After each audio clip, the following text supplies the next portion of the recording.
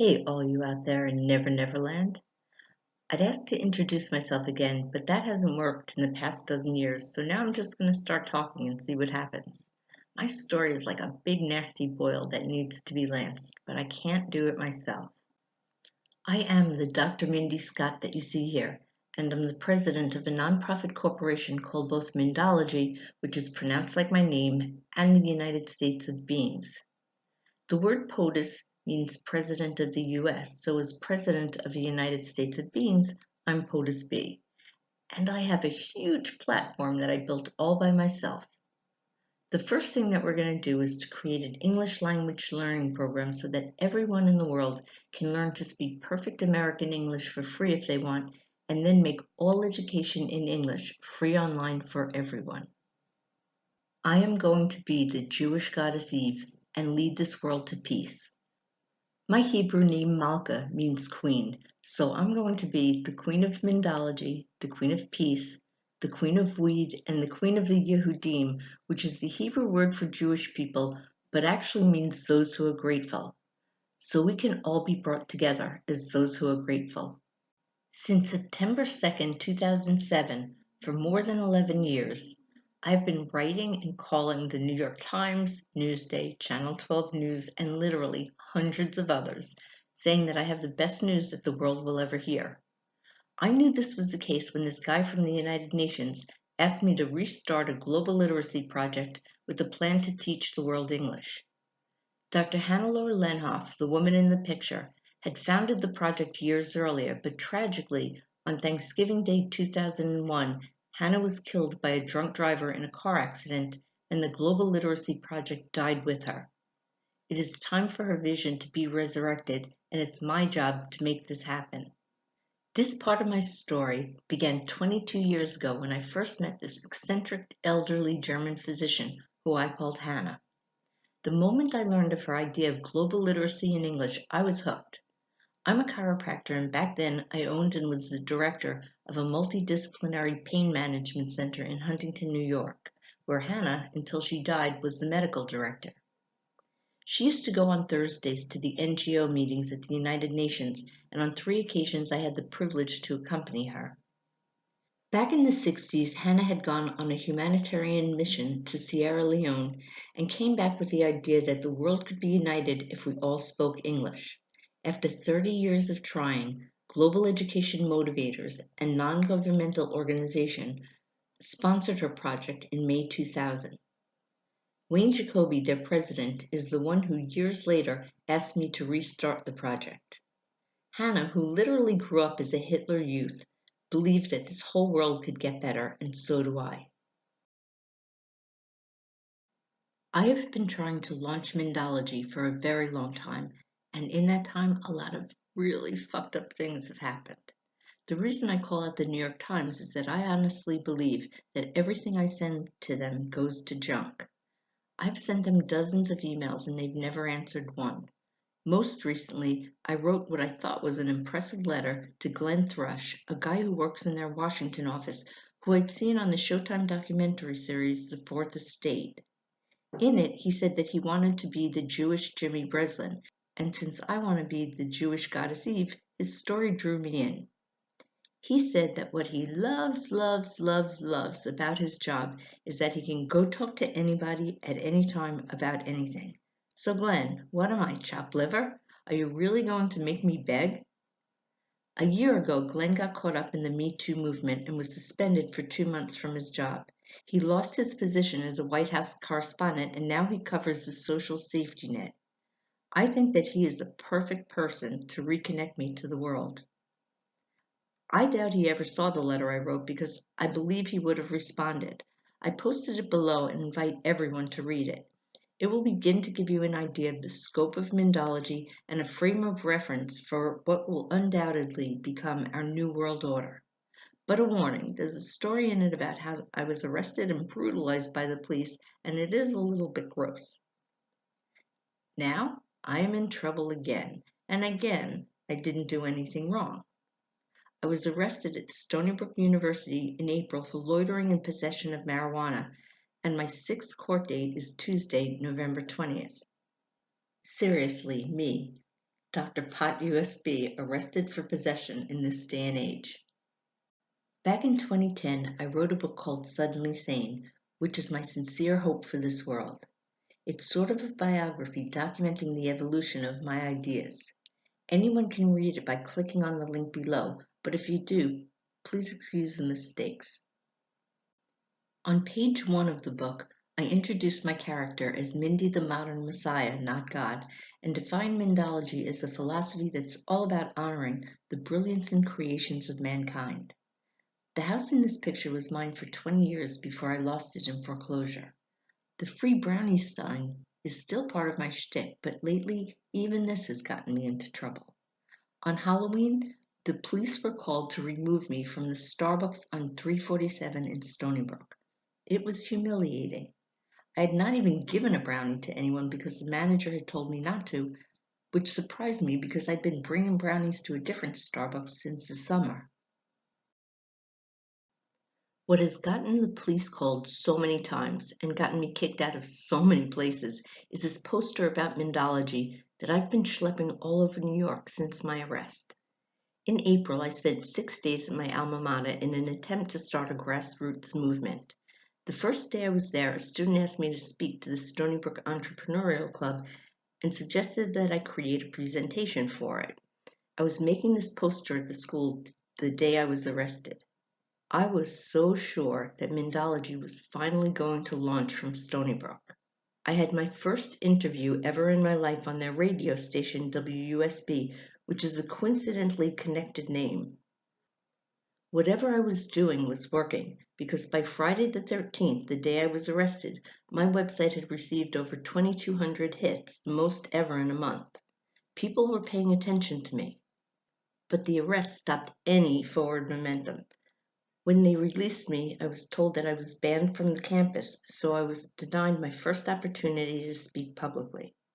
In September, when I tried to reach out to faculty members that I had spoken to previously, I received a call from the campus police ordering me to desist from calling anyone at the school. So now I am a persona non grata at a place that I think should be welcoming me with open arms. Most of the things on the poster are on my website. It has the 13 life tools that will take the place of the 10 commandments and the new golden rule, which is never do anything to hurt anyone, especially with respect to feelings.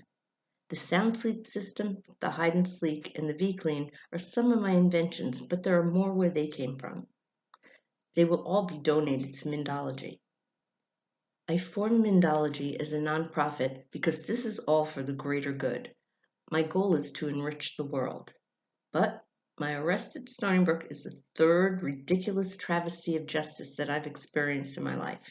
The first was an unjust incarceration in federal prison for 13 months at the beginning of this century, after which I lost everything and everyone of value in my life.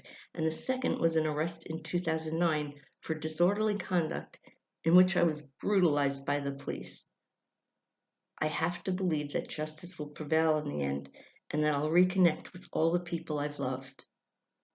The person responsible for my arrest at Stony Brook is Eric Corley. I met him on the evening of April 10th, on the same day as my first interview. I approached him just as I had approached several other radio hosts that day, saying that I had the most wonderful news ever, but unlike everyone else, he got pissed off and told me to leave. Then he went back to a show called Off the Wall and told his listeners about a woman who he named the intruder and initiated a campaign against me. He was so upset by my intrusion, I learned, that without permission he installed video cameras around the station.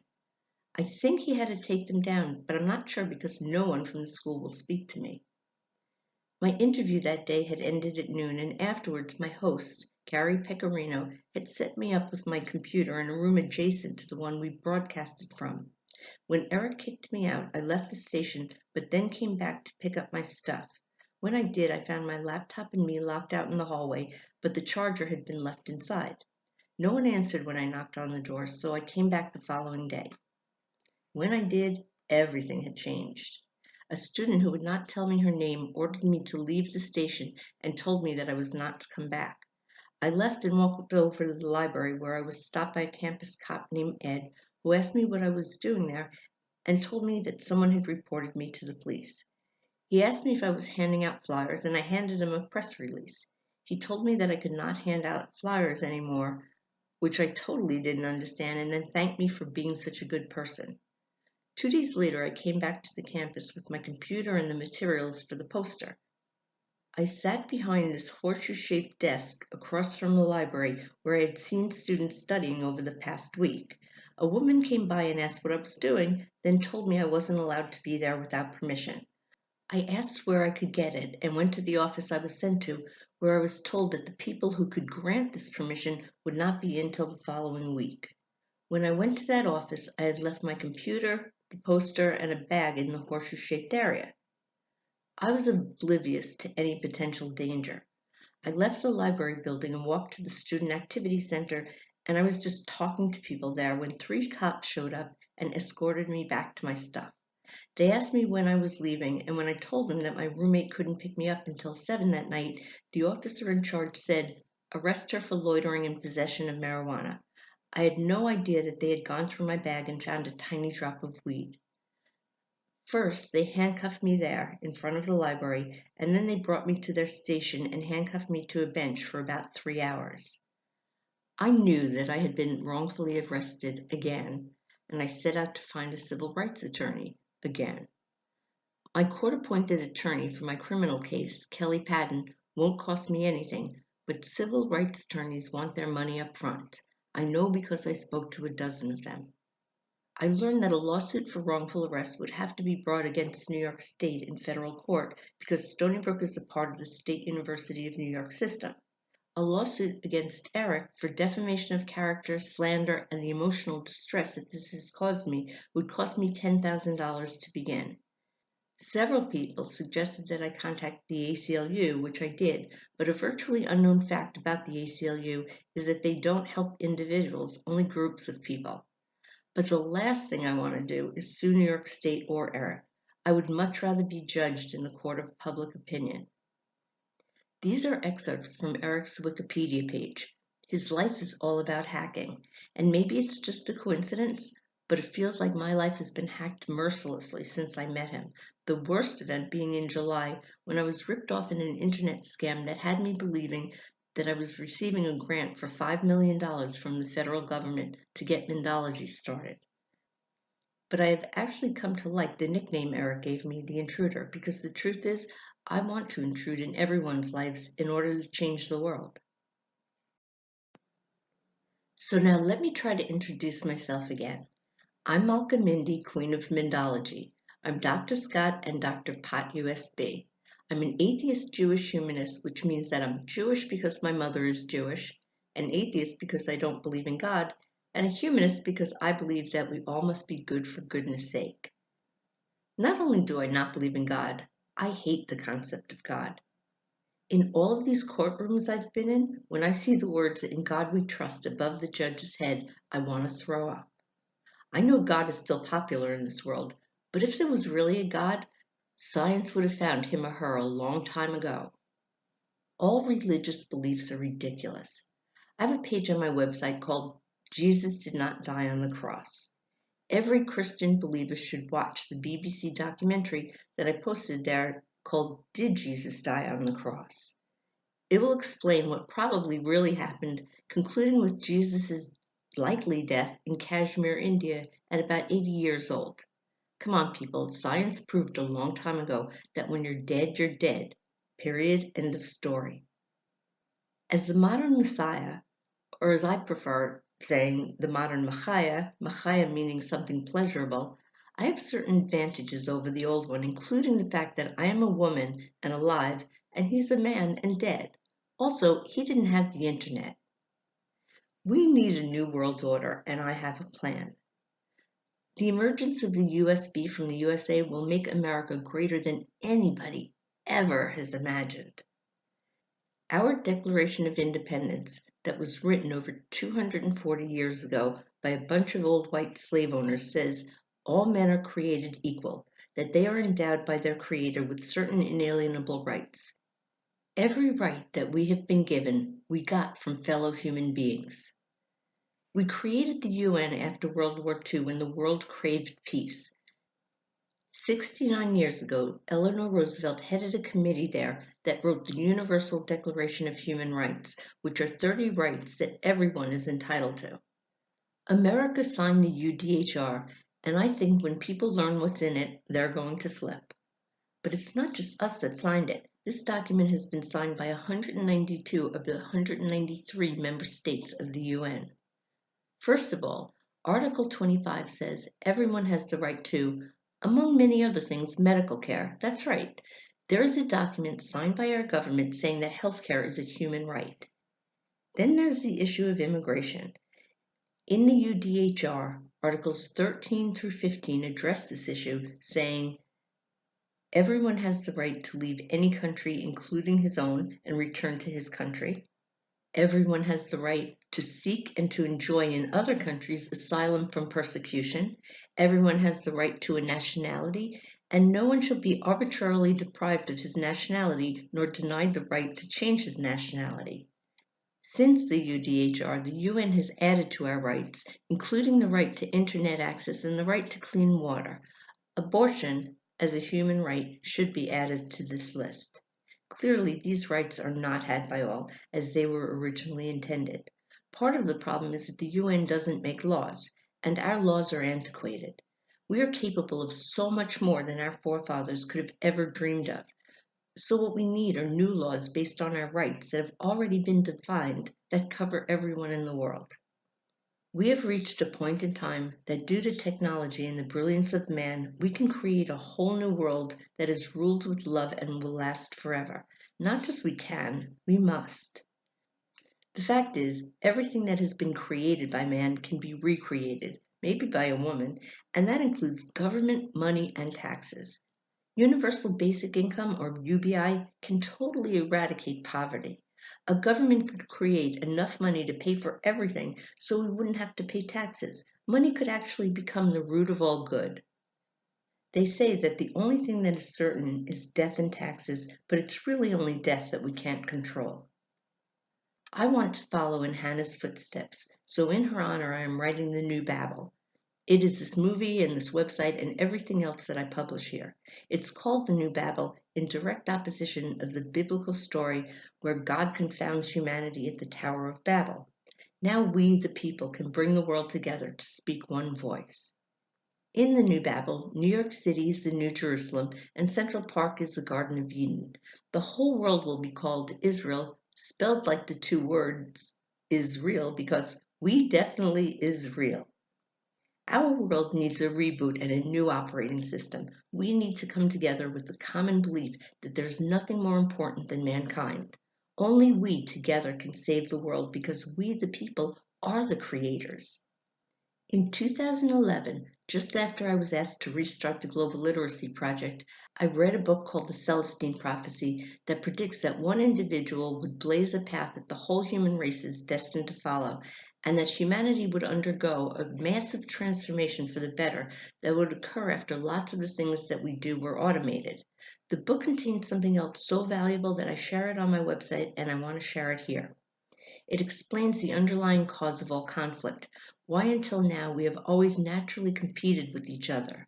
The page on my website called The Secret in the Celestine Prophecy is a must-read for everyone. I wrote to the author, James Redfield, as soon as I finished and told him that me and Mindology would be the catalyst for the change he predicted. I also spoke about speech recognition, saying that it was the automation of one of our most vital activities, writing, and told him about a word I invented, spite, that means to speak, type, and write at the same time. After I wrote to James, I spoke a short story called The New Christmas Story, which was about how in the future the whole world will celebrate Christmas together. This year, 2018, is the year this must happen. The Hebrew and Yiddish word chai means both life and the number 18. It's pronounced like you're clearing your throat and saying hi at the same time. My logo is Get High with Mindology, and life is going to change for everyone this year, 2018. On the page on my website called United States of Beings, I asked Potus to talk to me.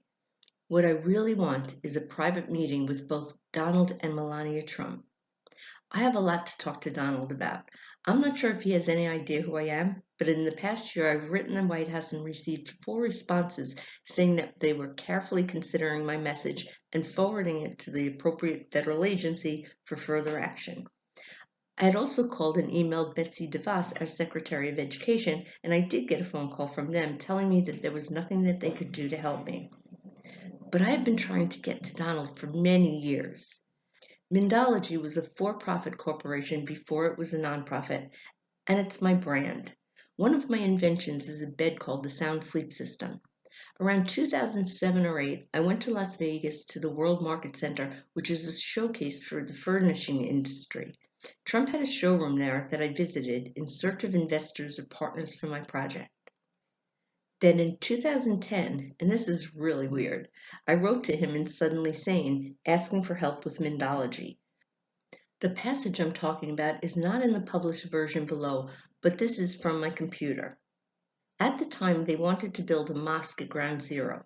Mindology Meeting Places is my idea to turn churches and temples and mosques into a global nonprofit restaurant system that would create countless new jobs. At the time, Donald had offered to buy the property for 25% over market value in order to thwart the plan. But when we meet, the first thing I will ask for is a presidential pardon. I mentioned my unjust incarceration before, which happened in 2002, which is detailed in Suddenly Sane. My rights were so badly violated by the Federal Bureau of Prisons, and after this happened, my life fell apart. I want him to wipe my slate clean. There are things that have happened in this world that everyone needs to know about. In 2008, Iceland had something called the Pots and Pans Revolution. Without violence, they changed their whole government. Their prime minister stepped down, they held a new election, and they wrote a new constitution. Estonia, another small country, has free internet and can vote online. But size doesn't really matter anymore. China, with almost 1.4 billion people, has free universal health care. In Suddenly Sane, I also wrote to our erstwhile president to ask him for help. Barack, I still really need you. Which brings me to the other people, most already leaders, that I really need to connect with. I want Oprah Winfrey, Stephen Colbert, and Pope Francis to be my 3 wise peeps. Pope Francis was actually quoted on 60 Minutes this year saying that the biblical story of creation is a mythical form of expression. The Pope saying that the Bible is a myth is huge.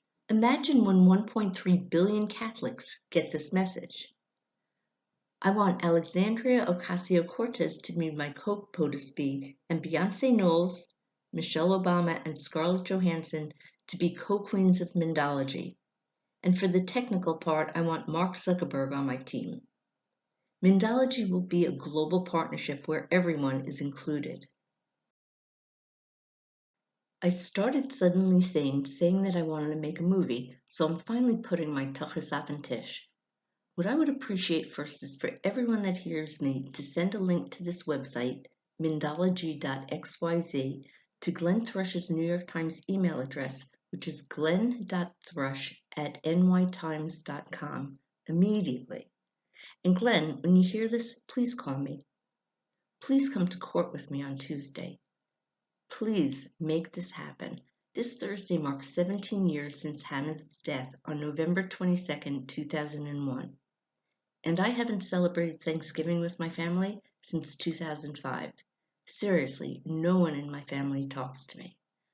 I am not going away, and it's time to score a victory for humanity.